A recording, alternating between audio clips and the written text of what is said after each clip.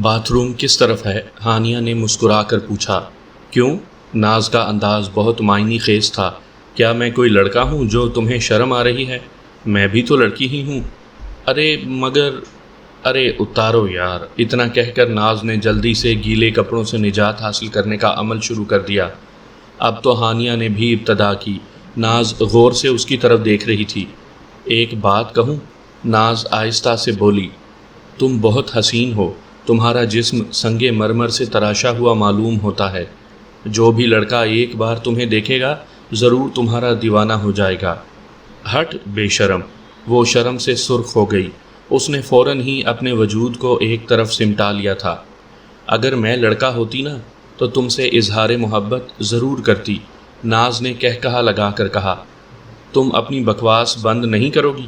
اس نے مصنوعی غصے سے آنکھیں نکالتے ہوئے کہا۔ پھر اس نے جلدی جلدی کپڑے بدلے اور پھر دونوں ہی کمرے سے باہر نکلیں تو ڈرائنگ روم میں ناز کی والدہ ناشتہ کے لوازمات کے ساتھ تیار ملی۔ چائے، سموسے اور پکوڑے موجود تھے۔ ارے آنٹی، اتنا تکلف؟ لو بھئی، کیسا تکلف؟ تم بھی تو میری بیٹی ہو اور پہلی بار گھر آئی ہو۔ میں تو رات کا کھانا کھائے بغیر جانے نہیں دوں گی۔ ارے نہیں آنٹی، امی پریشان ہوں گی، میں اب گھر جاؤں گی۔ پھر ان لوگوں نے مل کر جلدی جلدی ناشتہ کیا تھا۔ چلو بیٹی، میں تمہیں چھوڑ آؤں۔ نہیں آنٹی، میں چلی جاؤں گی۔ ارے نہیں بیٹا، زمانہ بہت خراب ہے، ویسے بھی وہ مردود پھر آ گیا تو۔ بات درست تھی، اس لیے ہانیہ نے کوئی اعتراض نہیں کیا تھا۔ بارش اب بھی برس رہی تھی مگر اس کی رفتار اب ہلکی تھی۔ جیسے ہی وہ گلی کے کونے پر پہنچی، ہانیہ کو وہ پھر دکھائی دیا تھا۔ وہ ایک پان کے کیبن سے لگا کھڑا سگریٹ پھونک رہا تھا۔ وہ رہا، ہانیہ چلائی۔ چلو دیکھتی ہوں ایسے سڑک چھاپوں کو۔ نہ جانے کیوں وہ اسی وقت گلی کے کونے میں مڑا اور غائب ہو گیا۔ اگر وہ دوبارہ پیچھا کرے گا تو چپل سے مرمت کروں گی مردود کی، ناز کی امی دانت پیس کر بولی۔ ہانیہ نے قدم آگے بڑھا دیے، پھر واقعی وہ سیاہ پوش کہیں دکھائی نہیں دیا۔ گھر آ کر نہا دھو کر وہ دھم سے بیڈ پر لیٹ گئی۔ نہ جانے کیوں وہ تھکاوٹ سی محسوس کر رہی تھی۔ چند ہی لمحوں کے بعد اسے احساس ہوا کہ اسے غسل کی اشد ضرورت ہے، چنانچہ وہ نہانے کے لیے غسل خانے میں چلی گئی۔ کافی دیر تک نہانے کے بعد اس نے اپنے اندر فرحت کا احساس دوڑتے ہوئے محسوس کیا تھا۔ اسے ایسے لگا کہ اس کا بدن ہلکا پھلکا ہو گیا ہو۔ تھوڑی ہی دیر میں اس پر غنودگی طاری ہونے لگی تھی۔ اچانک اسے احساس ہوا کہ جیسے کسی نے اسے چھوا ہے، جیسے کسی کے ہاتھ بہت نرمی سے اس کے بالوں پر چل رہے ہوں۔ وہ گھبرا کر اٹھ کھڑی ہوئی۔ اس نے فوراً ادھر ادھر دیکھا تو وہاں کوئی نہ تھا، مگر اسے اچھی طرح سے یاد تھا کہ جیسے کسی نے اسے چھوا ہے۔ ہانیہ، اس نے بہت واضح طور پر سنا تھا کہ جیسے کسی نے اسے پکارا ہے۔ خوف سے اس کے مساموں نے پسینہ چھوڑ دیا۔ اچانک اسے ایسے لگا کہ جیسے پیچھے سے کسی نے اس کے کندھے پر ہاتھ رکھ دیا ہو۔ وہ بے ساختہ پلٹی، پھر اس نے جو کچھ دیکھا، اس کو دیکھتے ہی اس کے حلق سے ایک دل خراش چیخ نکلی۔ وہ لہرا کر بیڈ پر گری اور بے ہوش ہو گئی۔ اس کی آنکھ کھلی تو اس نے اپنے آپ کو ایک نہایت ہی خوبصورت، خوشنما اور باغ میں ایک بینچ پر لیٹے ہوئے پایا تھا۔ اس کے ارد گرد رنگ برنگے خوشنما پھولوں سے لدے ہوئے پودوں کی بہتات تھی اور ارد گرد گھنے درخت موجود تھے۔ پورا باغ نہایت ہی دل فریب خوشبو سے مہک رہا تھا۔ ان پھولوں کی دل فریب مہک نے فضا کو اور اس کی سانسوں کو معطر کر دیا تھا۔ اسے اچھی طرح سے یاد تھا کہ وہ چند لمحات پہلے تک اپنے بیڈ پر تھی، پھر کسی نے اس کے کندھے پر ہاتھ رکھا تھا، پھر اس نے لال سرخ آنکھیں دیکھی تھیں، پھر وہ بے ہوش ہو گئی۔ ہوش میں آنے پر اس نے اپنے آپ کو اس باغ میں پایا تھا۔ اب وہ چاروں طرف نظریں گھما گھما کر ان پھولوں کو دیکھ رہی تھی۔ ایسے خوبصورت اور خوش رنگ پھول اس نے زندگی میں کبھی نہیں دیکھے تھے۔ بے شک ان میں بہت سے گلاب بھی تھے، لیکن اتنے بڑے سائز کے گلاب وہ پہلی بار ہی دیکھ رہی تھی۔ اور بھی دوسرے خوش رنگ اور خوشنما پھول موجود تھے، لیکن ان کو اس نے زندگی میں پہلی بار دیکھا تھا۔ وہ نام بھی نہیں جانتی تھی ان پھولوں کا۔ وہ یکدم ہی اس سحر انگیز ماحول سے متاثر ہو گئی تھی۔ اچانک ایک کھردری سی آواز اس کے کانوں میں ٹکرائی۔ ہانیہ! وہ چونک کر پلٹی لیکن وہاں کوئی نہ تھا۔ وہ خوف زدہ ہو گئی۔ ہانیہ! آواز ایک بار پھر گونجی، وہی کھردری سی آواز۔ کون؟ اس نے لرزتی ہوئی آواز میں پوچھا۔ میں، محبت۔ وہی کھردری آواز کانوں سے ٹکرائی۔ میں کہاں ہوں؟ مجھے گھر جانا ہے، مجھے ڈر لگ رہا ہے، اس نے کانپتی ہوئی آواز میں کہا۔ مجھ سے ڈرو مت، میں تو وہ ہوں جو صرف تم سے محبت کرتا ہے۔ میرے ماں باپ پریشان ہو رہے ہوں گے، اس نے التجا آمیز لہجے میں کہا۔ تم محفوظ ہو، میں تمہیں ہاتھ بھی نہیں لگاؤں گا، میں تو صرف تمہیں چاہتا ہوں، پیار کرتا ہوں۔ ہانیہ کی سمجھ میں نہ آیا کہ وہ کیا بولے۔ اگلے ہی پل اس نے اپنے خوف کو پرے رکھتے ہوئے کہا، اگر تم مجھ سے محبت کرتے ہو تو سامنے آؤ۔ نہیں، تم ڈر جاؤ گی۔ جتنا ڈرنا تھا ڈر چکی، وہ ہلکے سے مسکرائی۔ اس کی بات پر چند لمحات تک خاموشی رہی۔ اچانک ہی ایک ہلکی سی گڑ گڑاہٹ ہوئی، جیسے بادلوں میں بجلی کوندی ہو۔ اگلے ہی پل وہ سیاہ پوش وجود اس کے سامنے تھا۔ اس کی سرخ آنکھیں اس کے پورے وجود کا احاطہ کر رہی تھیں۔ سر پر اب بھی فلیٹ ہیٹ موجود تھا جس نے اس کے چہرے کو چھپایا ہوا تھا۔ وہ خوف کے مارے لرز اٹھی اور اس کے گلے سے دل خراش چیخ برآمد ہوئی، اور پھر اس کی آنکھ کھل گئی۔ لیکن یہ کیا؟ وہ تو بستر پر موجود تھی۔ اس کا پورا چہرہ پسینے میں شرابور تھا، حلق میں جیسے کانٹے سے پڑ رہے تھے۔ سانس تھی کہ دھونکنی کی مانند چل رہی تھی۔ ایسا لگ رہا تھا کہ اس نے میلوں کا سفر دوڑتے ہوئے طے کیا ہو۔ اچانک اس کی نظر وال کلاک پر پڑی تو اس کی چمکتی ہوئی سوئیاں رات کے 2 بجے کا اعلان کر رہی تھیں۔ اس نے سائیڈ ٹیبل پر رکھے جگ سے پانی گلاس میں ڈالا اور ایک ہی سانس میں گلاس خالی کر دیا۔ اس نے دونوں ہاتھوں سے سر تھام لیا تو گویا یہ صرف محض ایک خواب تھا، اور خواب بھی ایسا کہ اس پر حقیقت کا گمان ہو۔ ذہن اعتدال پر آیا تو اس نے محسوس کیا کہ وہ اب بھی خوف کے زیر اثر ہے۔ اچانک وہ چونک اٹھی۔ اس نے محسوس کیا کہ پورا کمرہ دل فریب خوشبو سے مہک رہا ہو۔ اس نے ادھر ادھر دیکھا تو خوف سے وہ کانپ گئی۔ وہ ایک سرخ گلاب تھا جس پر پانی کے تازہ قطرے چمک رہے تھے، جو کہ اس کے سرہانے تکیے کے ساتھ رکھا تھا۔ وہ دل فریب خوشبو اسی گلاب سے نکل رہی تھی۔ وہ خوف سے کانپ اٹھی۔ اس کی ہمت ہی نہ ہوئی کہ وہ جا کر گلاب کو چھوئے۔ اس نے جلدی سے بیڈ سے اتر کر الٹے سیدھے سلیپر پہنے اور کمرے سے باہر نکل آئی۔ اس کا رخ والدہ کے کمرے کی طرف تھا۔ جلد ہی وہ کمرے کے دروازے پر دستک دے رہی تھی۔ جلد ہی دروازہ کھلا اور آرزو بیگم کا نیند میں ڈوبا ہوا چہرہ دکھائی دیا۔ ہانیہ کا پریشان حال چہرہ دیکھ کر وہ بھی پریشان ہو گئی تھی۔ کیا ہوا؟ امی، وہ گلاب۔ کون سا گلاب؟ کیا کہہ رہی ہو لڑکی؟ کچھ سمجھ نہیں آ رہا، آرزو بیگم پریشان ہو کر بولی۔ امی، میں نے بہت بھیانک خواب دیکھا۔ اس کی بات سن کر آرزو بیگم کے الجھن زدہ چہرے پر مسکراہٹ آ گئی۔ تم اب بچی نہیں رہی، میٹرک کی اسٹوڈنٹ ہو، اگلے سال کالج میں جاؤ گی۔ امی، وہ بات نہیں ہے، ہانیہ تنک کر بولی۔ پھر کیا بات ہے؟ پھر ہانیہ نے مختصراً سیاہ پوش کا پیچھا کرنے اور خواب والی بات بتائی اور اس گلاب کا بھی تذکرہ کیا تھا۔ گلاب والی بات سن کر آرزو بیگم کے چہرے پر ہوائیاں اڑنے لگی تھیں۔ کمرہ واقعی گلاب کی دل فریب خوشبو سے مہک رہا تھا۔ یوں لگ رہا تھا وہاں بہت سے گلاب ہوں۔ گلاب اسی طرح تر و تازہ اس کے سرہانے موجود تھا۔ ایک پھول کی اتنی خوشبو کہ پورا کمرہ مہک جائے؟ آرزو بیگم پریشان کن لہجے میں بڑبڑائیں۔ امی، اب کیا ہوگا؟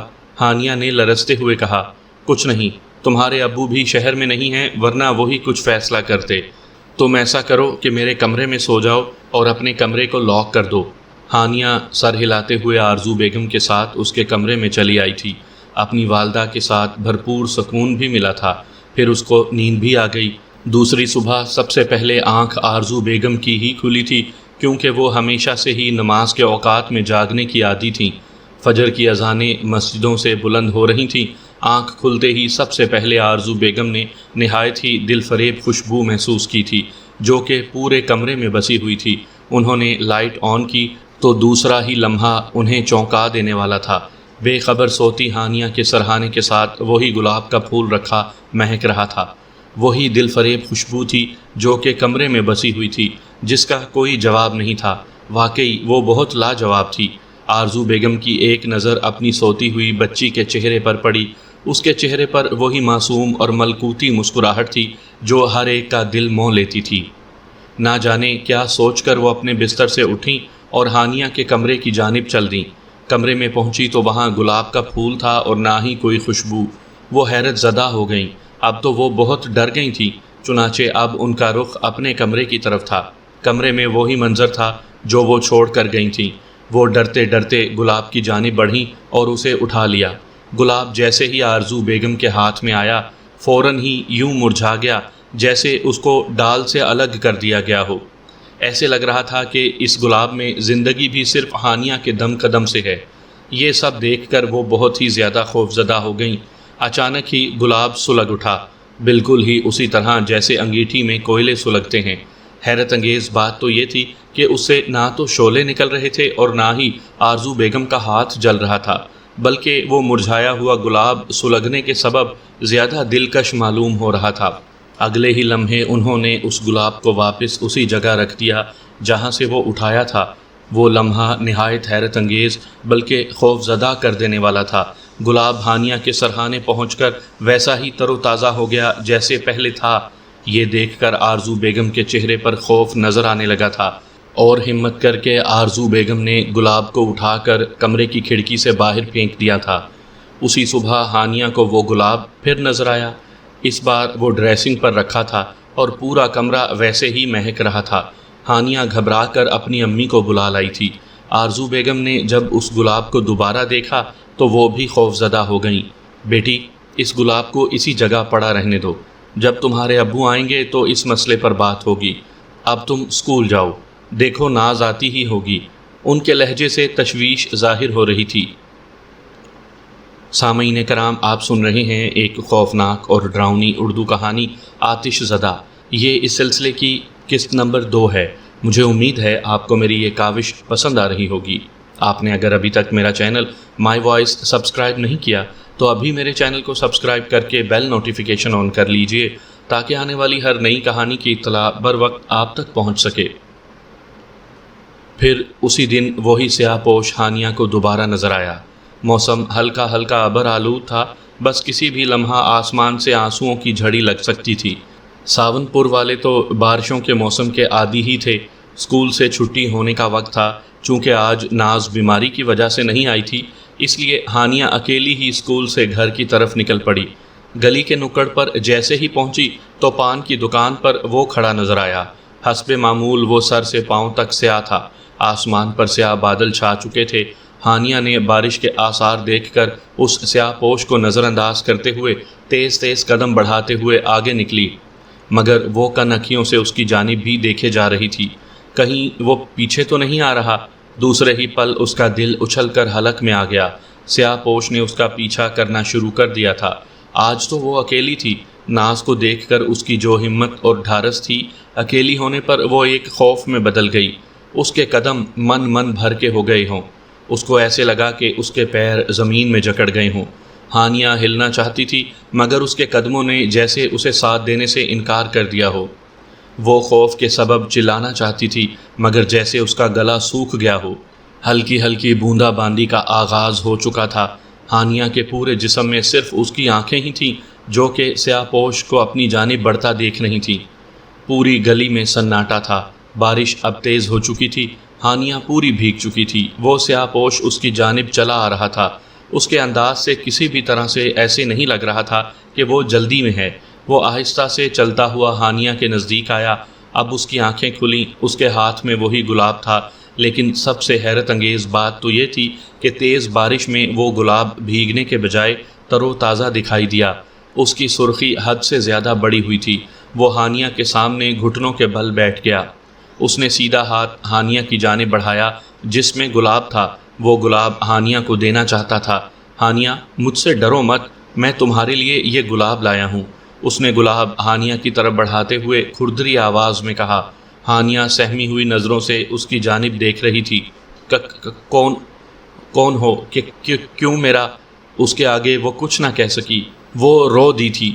رو مت، تمہارے یہ آنسو بہت قیمتی ہیں، بالکل اس نایاب موتی کی طرح جو انمول ہوتے ہیں، نقاب پوش نے نرم لہجے میں کہا۔ لہجہ نرم ضرور تھا، اس میں چھپی صفاکی کو ہانیہ نے صاف محسوس کیا تھا۔ کیا چاہتے ہو؟ میں تم سے محبت کرتا ہوں اور چاہتا ہوں کہ یہ گلاب تمہارے بالوں کی زینت بنے۔ اتنا کہہ کر اس نے اپنا ہاتھ اس کے بالوں کی جانب بڑھایا۔ اسی لمحے تیز بجلی کڑکی۔ ہانیہ کانپ گئی۔ وہ گلاب اس نے جیسے ہی ہانیہ کے بالوں میں لگایا، اس کے حلق سے دل خراش چیخ نکلی اور پھر لہرا کر زمین پر گری اور بے ہوش ہو گئی۔ اسی پل آسمان سے تیز بارش برسنے لگی تھی اور گلاب اس کے بالوں سے نکل کر پانی میں بہنے لگا تھا۔ ہانیہ کی آنکھ کھلی تو اس نے اپنے آپ کو بیڈ روم میں پایا تھا۔ جسم بخار سے جل رہا تھا۔ اس کے ماں باپ اس کے سامنے بیٹھے ہوئے تھے۔ ہانیہ اپنے جسم میں نہایت ہی درد محسوس کر رہی تھی۔ اس کا پورا بیڈ روم گلاب کی خوشبو سے مہک رہا تھا۔ ہانیہ نے وضاحت طلب نظروں سے اپنی ماں کی جانب دیکھا تھا۔ لیٹی رہو، بھلا ہو اس فضل دین کا جو تمہیں یہاں پہنچا گیا۔ اس کو تم سڑک پر بے ہوش ملی تھیں، اس کے ابو نے نرم لہجے میں کہا۔ یہ خوشبو، ہانیہ نے کراہتے ہوئے کہا، تمہارے بالوں میں ایک گلاب لگا ہے اور ہماری لاکھ کوششوں کے باوجود بھی وہ نکل نہیں رہا۔ یوں لگ رہا ہے کہ وہ تمہاری جلد کا حصہ ہو۔ اس کے ابو نے جواب دیا۔ ہوا کیا تھا؟ تم بے ہوش کیسے ہو گئیں؟ اس کی امی نے تشویش بھرے لہجے میں کہا۔ یہ سن کر اس کی آنکھوں کے سامنے سارا منظر گھومنے لگا تھا۔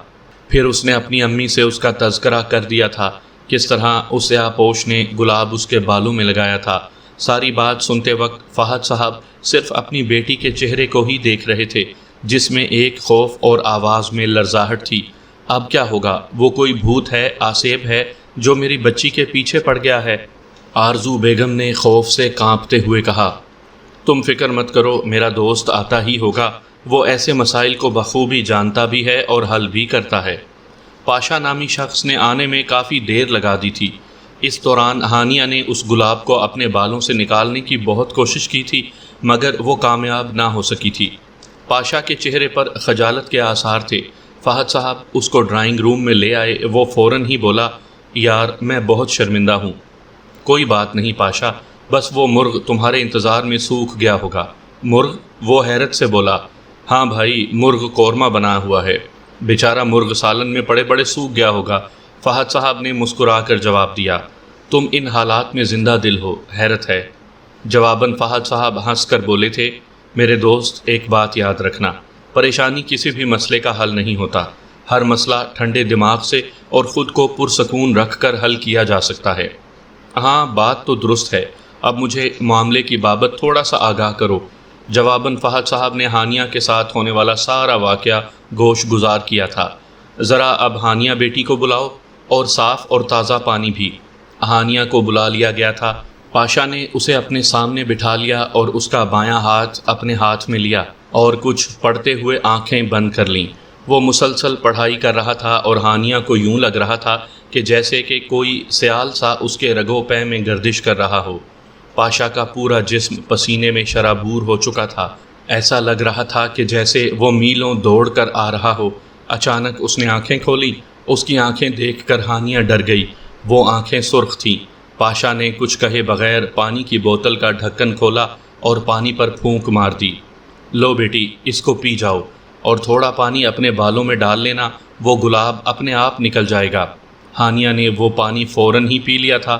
پانی پیتے ہی اسے ایسے لگا کہ جیسے سکون کی ایک لہر سی اس کے جسم میں دوڑ گئی ہو۔ تھوڑا سا پانی اس نے اپنے سر پر ڈال لیا تھا۔ جیسے ہی پانی سر پر پڑا، کہیں سے بلی کے رونے کی آواز اس نے سنی تھی۔ پھر واقعی وہ گلاب سر سے فرش پر گر پڑا تھا، مگر گرتے ہی وہ گلاب بالکل ایسا ہو گیا جیسے سلگ رہا ہو۔ گلاب کو سلگتا دیکھ کر فہد صاحب نے آنکھیں پھاڑی تھیں۔ زندگی میں پہلا ہی ایسا موقع تھا جب کسی گلاب کو سلگتے دیکھا تھا۔ یہ سب تو انہوں نے شاعری اور محاوروں میں سنا تھا، مگر حقیقت میں وہ پہلی بار ایسا دیکھ رہے تھے۔ ہانیہ بھی یہ سب دیکھ کر بھونچکی ہو گئی تھی۔ بیٹی، اب تم جاؤ اور یہ تعویذ اپنے گلے میں ڈال لو۔ یہ پھر انشاءاللہ نہ وہ دوبارہ نظر آئے گا اور نہ ہی تنگ کرے گا، مگر ہاں، اس تعویذ کو کبھی اپنے سے جدا نہ کرنا۔ جس دن سے یہ جدا ہوا تو شاید تم پھر کسی پریشانی میں مبتلا ہو جاؤ۔ ہانیہ نے پاشا سے تعویذ لیا اور اٹھ کر کمرے میں چلی گئی۔ کیا معاملہ ہے؟ کوئی خاص بات نہیں، بچی ہوا کی زد میں آ گئی تھی۔ کچھ ہوائیں گرم ہوتی ہیں اور کچھ ٹھنڈی۔ یہ تھوڑی گرم ہوا تھی۔ فی الحال میں نے اسے بچی سے دور کر دیا ہے۔ پاشا نے طویل سانس لے کر سر ہلایا۔ مطلب؟ کچھ خاص نہیں، بس چند دن تک وہ اسکول نہ جائے تو اچھا ہے۔ پھر پاشا وہاں سے رخصت ہو گیا تھا، مگر جانے سے پہلے مرغ قورمہ کھانا نہیں بھولا تھا۔ پھر واقعی اس دن کے بعد بارشوں میں کبھی وہ دکھائی نہیں دیا تھا۔ مگر بارش اور بجلی کا خوف ہانیہ کے دل میں جڑ پکڑ گیا تھا۔ یہ تھا اس کے ماضی کا وہ ڈر جو کہ کبھی کبھار اس کے دل میں اندیشے پیدا کر دیا کرتا تھا۔ تعویذ اب بھی اس کے پاس ہی موجود تھا جسے وہ اپنے بازو کے ساتھ باندھ کر رکھتی تھی۔ اپنے ابو کے لیے سموسے بناتے وقت وہ انہی خیالوں میں گم تھی۔ گزرے ہوئے دنوں کے وہ مناظر اس کی آنکھوں کے سامنے گھوم رہے تھے جس کو 6 سال بیت چکے تھے۔ اب وہ 22 برس کی تھی۔ اس نے کچن کی کھڑکی کھول دی جو پچھلی جانب والے حصے میں کھلتی تھی، جہاں چھوٹا سا باغیچہ موجود تھا۔ درخت اور پودے کافی نکھرے دکھائی دے رہے تھے۔ اس نے ایک طویل سانس لی اور کڑھائی کی طرف دیکھنے لگی تھی۔ عین اسی وقت آرزو بیگم اندر داخل ہوئیں۔ ہانیہ پر نظر پڑتے ہی وہ چونک گئیں۔ کیا ہوا؟ خیریت تو ہے؟ جی امی۔ تو تمہارے چہرے پر 12 کیوں بجے ہوئے ہیں؟ ارے نہیں، یوں ہی۔ ضرور کوئی بات ہے، مجھے بتاؤ۔ بس امی، اس نے طویل سانس لی۔ گزرے ہوئے ماہوں سال یاد آ گئے۔ مطلب؟ وہی سیاہ پوش جو صرف بارش میں ہی ملا کرتا تھا۔ ارے اس بدبخت کو کیوں یاد کر رہی ہو؟ بھلا ہو تمہارے باپ کے دوست کا جس نے اس آفت کا قصہ ہی تمام کر دیا۔ جی امی۔ پھر اس نے جلدی سے پوچھا، ابو جان آ گئے؟ بس آنے ہی والے ہیں، آرزو بیگم نے مسکرا کر کہا۔ سموسے تو تیار ہیں، بس وہ آ جائیں تو چائے رکھ دوں۔ عین اسی وقت ہی دروازے کی کال بیل بجی۔ لو، آ گئے تمہارے ابو۔ وہ جلدی سے باہر کی جانب لپکی تھیں۔ اسی رات فہد صاحب سونے کے ارادے سے کمرے میں داخل ہوئے تو بستر پر آرزو بیگم گہری سوچ میں گم دکھائی دیں۔ کیا ہوا بیگم؟ کس سوچ میں گم ہو؟ ہاں؟ وہ چونکی۔ سوچ رہی ہوں ہانیہ کی گریجویشن بھی مکمل ہونے والی ہے، کوئی اچھا سا لڑکا دیکھ کر اس کی شادی کر دی جائے۔ ہانیہ کو ابھی تعلیم تو مکمل کر لینے دو، میں چاہتا ہوں کہ میری بیٹی ڈاکٹر بنے۔ کوئی ضرورت نہیں، ویسے بھی گریجویشن بہت ہوتی ہے اور اس عمر میں اچھے رشتے تو مل جاتے ہیں، ورنہ بعد میں ہر کوئی اس کی عمر کے ہی کیڑے نکال رہا ہوگا۔ فہد صاحب خاموش ہو گئے کیونکہ زیادہ تعلیم یافتہ لڑکیوں کو بڑا ہی سمجھا جاتا تھا۔ اچھا بھائی، جو چاہو کرو۔ ارے میں ابھی شادی نہیں کروں گی، تیاری کے لیے کم از کم 2 سال لیں گے، پھر لڑکے والے بھی فوراً تو رخصتی کی ڈیمانڈ نہیں کریں گے۔ میں اس جلد بازی کی وجہ پوچھ سکتا ہوں؟ لڑکیوں کی شادی جلد ہی ہو جائے تو اچھا ہے، لیکن تمہیں اتنی جلدی کیوں ہے؟ میں چاہتا ہوں وہ پڑھے۔ انہوں نے اپنی بات دوبارہ دہرائی۔ اپنے شوہر کی بات سن کر آرزو بیگم چند لمحات کے لیے سوچتی رہیں اور طویل سانس لی اور پھر بولیں، آپ کو یاد ہے نا آج سے 6 سال پہلے کا واقعہ؟ چند لمحے تک سوچنے کے بعد فہد صاحب نے کہا، یاد آیا، کوئی ہوا تھی جس کا رخ پاشا نے موڑا تھا۔ تو کیا وہ معاملہ دوبارہ؟ اللہ نہ کرے۔ آرزو بیگم نے جلدی سے بات کاٹی۔ میرا مطلب یہ تھا کہ وہ آج بھی ان لمحات سے خوفزدہ ہے۔ کیا مطلب؟ فہد صاحب پریشان ہو گئے۔ بارش کے دنوں میں وہ خاموش ہو جاتی ہے۔ اچھا تو پھر شادی سے اس کا کیا تعلق؟ بات کو سمجھیں، وہ بولی۔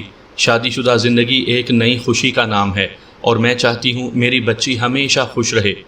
اچھا، وہ طویل سانس لے کر بولے۔ تم ہانیہ سے مشورہ کر لو، اس کی پسند پوچھ لو، پھر بات چلاتے ہیں۔ اتنا کہہ کر وہ تکیہ سیدھا کر کے بستر پر لیٹ گئے۔ اس کا مطلب آرزو بیگم اچھی طرح سے جانتی تھیں اب وہ مزید کوئی بات نہیں کریں گے۔ اچانک انہوں نے چادر سر سے باہر نکالا اور مسکرا کر بولے، بیگم کوئی لڑکا ہے تمہاری نظر میں؟ رشتے تو آسمانوں پر بنتے ہیں، کوئی تو ہوگا میری بچی کے لیے، وہ مسکرا کر بولی تھیں۔ مزمل نے یونیورسٹی کے کیفیٹیریا میں قدم رکھا اور میزوں کے گرد نگاہ ڈالتے ہی اس کی آنکھوں میں ایک چمک سی لہرائی۔ اس کی نگاہوں کے سامنے اس کا اپنا گوہر مقصود تھا۔ ہانیہ اپنی چند دوستوں کے ساتھ بیٹھی ہوئی دکھائی دی۔ اس نے بلو رنگ کی شلوار قمیض پہن رکھی تھی جس کا دوپٹہ سفید رنگ کا تھا، اس پر گولڈن رنگ کی کڑھائی ہوئی تھی۔ اس لباس میں وہ نہایت ہی حسین معلوم ہو رہی تھی۔ مزمل کو وہ وقت یاد آ گیا جب اس نے پہلی بار ہانیہ کو دیکھا تھا۔ اس وقت بھی اس نے بلو ہی پہن رکھا تھا۔ وہ نہایت ہی خوبصورت لگ رہی تھی۔ پہلی نظر میں وہ اس پر دل ہار بیٹھا تھا۔ اس نے پہلی بار اس کو کلاس روم میں دیکھا تھا جہاں وہ پروفیسر سے باقاعدہ طور پر بحث کر رہی تھی اور پروفیسر اس کی دلیلوں سے بہت ہی متاثر نظر آ رہے تھے۔ ہانیہ ان لڑکیوں میں سے تھی جس ٹاپک پر بات کرتی تو سامنے والا متاثر ہوئے بغیر نہ رہتا تھا۔ بس وہ دن تھا جب اس کی خوبصورتی، اس کا حسن، اس کی ذہانت نے اس کے دل میں گھر کر لیا تھا۔ پہلی نظر میں مزمل کو ہانیہ سے محبت ہو گئی تھی۔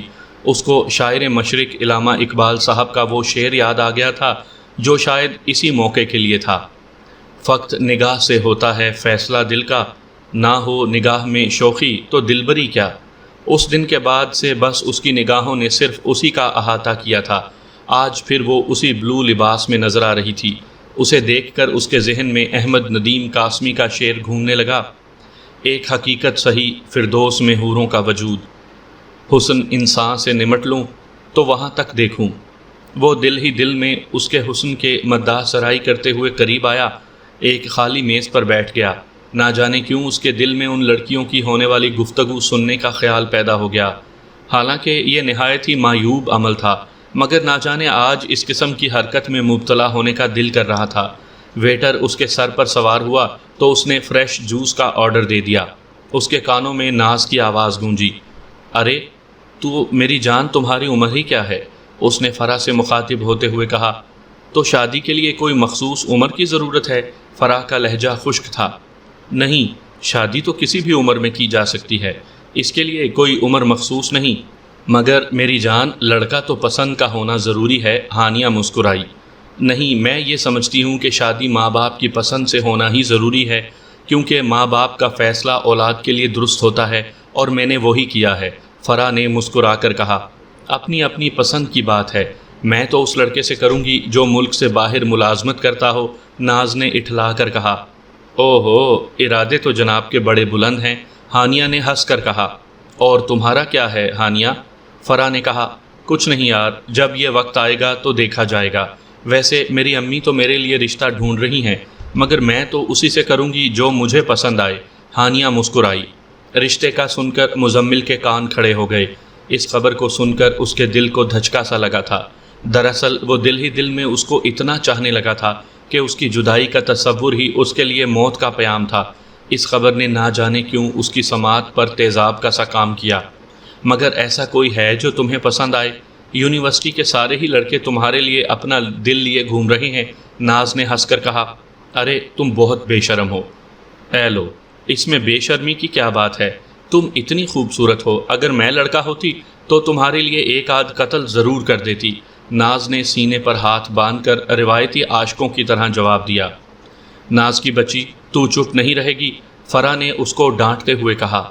یہ بتاؤ تم راضی ہو؟ بھائی شادی تو کرنی ہی ہے نا، ویسے بھی میرے والدین کا ماننا ہے کہ اس عمر میں لڑکیوں کی شادی ہو جانی چاہیے۔ ارے، ناز بولی، ابھی تو تمہارے کھیلنے کودنے کے دن ہیں، شادی کا مطلب تو مینا کے پر کاٹ کر اسے سسرال کے پنجرے میں بند کر دیا جائے۔ وہ اپنی بات مکمل نہیں کر سکی تھی کیونکہ ہانیہ نے اس کا منہ دبا دیا تھا اور فرح زور سے ہنس پڑی تھی۔ مزمل بھی یہ منظر دیکھ کر مسکرا دیا تھا۔ یہ مسکراہٹ بس چند ہی لمحات کی تھی کیونکہ اس کا دل پھر اداس ہو گیا۔ اس میں ایک عجیب سی بے چینی پیدا ہونے لگی تھی۔ یہ تصور بھی روح فرسا تھا کہ وہ کسی اور کی ہو جائے۔ یہ تو اس کو امید ہرگز نہ تھی کہ اتنی جلدی اس کی شادی کا سلسلہ چل پڑے گا۔ اب اس کو کچھ نہ کچھ کرنا ہی پڑے گا۔ چنانچہ وہ اپنی کرسی سے اٹھا اور بل ادا کر کے باہر جانے لگا تو اچانک ناز کی آواز اس کی کانوں سے ٹکرائی۔ یونیورسٹی میں اتنے لڑکے ہیں، کوئی بھی ان میں پسند نہیں ہے، ناز نے مسکرا کر کہا۔ ابھی تک تو ایسا کوئی لڑکا نہیں جو مجھے پسند آئے یا وہ مجھے پسند کرتا ہو، ہانیہ مسکرائی تھی۔ یہ لفظ سن کر مزمل دل ہی دل میں مسکرا دیا اور دل میں کہنے لگا، میں جو ہوں۔ اتنا سوچ کر وہ باہر نکل گیا۔ دوسرے دن صبح کے وقت ہانیہ کی نظر اپنے بال سنوارتے وقت اس چھتری پر پڑی جو ایک کونے میں رکھی ہوئی تھی۔ وہ چونک گئی۔ اسے یاد آ گیا کہ یہ تو مزمل کی چھتری ہے۔ بہت روز گزر گئے تھے، وہ چھتری اس کو بھولی ہوئی تھی اور مزمل نے بھی یہ چھتری اس سے واپس نہیں مانگی تھی۔ او، مجھے تو یاد ہی نہیں تھا۔ پھر اس نے اپنے ہینڈ بیگ کے ساتھ وہ چھتری بھی اٹھا لی تھی۔ ارے، کیا آج پھر بارش کے آثار ہیں؟ آرزو بیگم نے اسے دیکھا اور چونک کر بولی۔ ارے نہیں امی، وہ ہنس کر بولی، یہ جس کی ہے اسے واپس کرنی ہے، مجھے یاد نہیں رہا تھا۔ او، کوئی اچھی فرینڈ ہوگی، وہ معنی خیز لہجے میں بولی۔ جی ہاں، تبھی تو اس نے اتنی بارش میں اپنی چھتری تمہارے حوالے کر دی۔ جی ہاں، اس نے سر جھکا کر جواب دیا۔ پھر وہ جلدی سے باہر نکل آئی۔ یوں بھی وہ کھڑی رہتی تو امی نہ جانے کیا کیا سمجھ کر سوالات شروع کر دیتی۔ بہت ہی جلد وہ یونیورسٹی پہنچ گئی۔ آج اس کا سر عطا کی کلاس لینے کا کوئی موڈ نہیں تھا، چنانچہ اس نے سب سے پہلے کیفیٹیریا کا رخ کیا تھا، مگر مزمل اسے وہاں بھی نہیں ملا۔ وہ کیفیٹیریا سے نکل رہی تھی کہ اسے مزمل آتا دکھائی دیا۔ نہ جانے وہ کس سوچ میں گم تھا، وہ تذبذب کا شکار ہو گئی۔